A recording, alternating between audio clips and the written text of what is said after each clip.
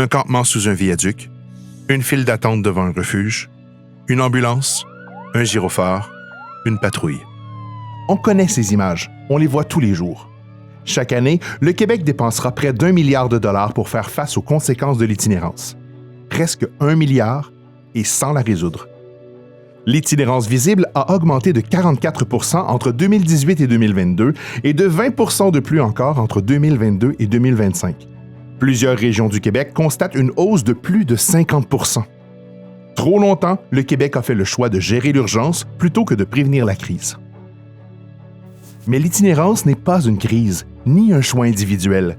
C'est le résultat de décisions politiques, un phénomène structurel qu'on peut prévenir. Et prévenir, c'est plus humain, plus efficace, plus juste.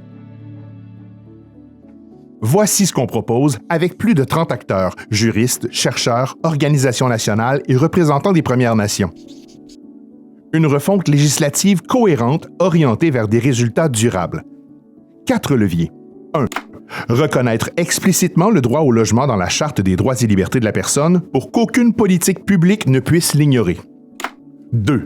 Développer, maintenir et rendre réellement accessible le logement social. Ce n'est pas une dépense, mais un investissement structurant. 3. Prévenir les évictions et renforcer l'accès à la justice pour les locataires, car un marché locatif mal encadré alimente directement l'itinérance. 4.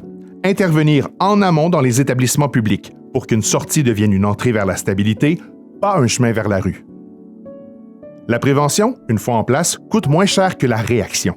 72 000 $ par personne chaque année. C'est ce que nous coûte de réagir au lieu de prévenir. Chaque éviction évitée est un logement préservé.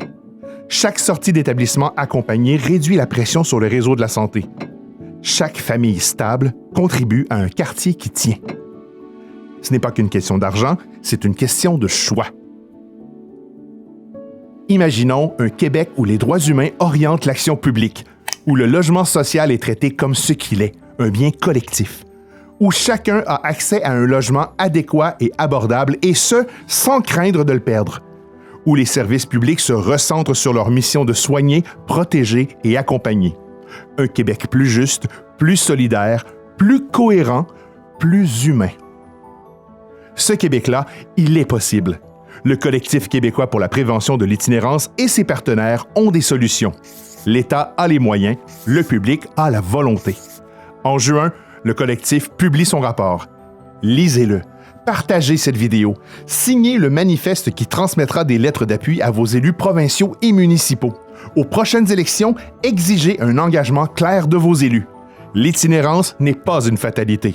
Changeons l'histoire. Prévenons l'itinérance.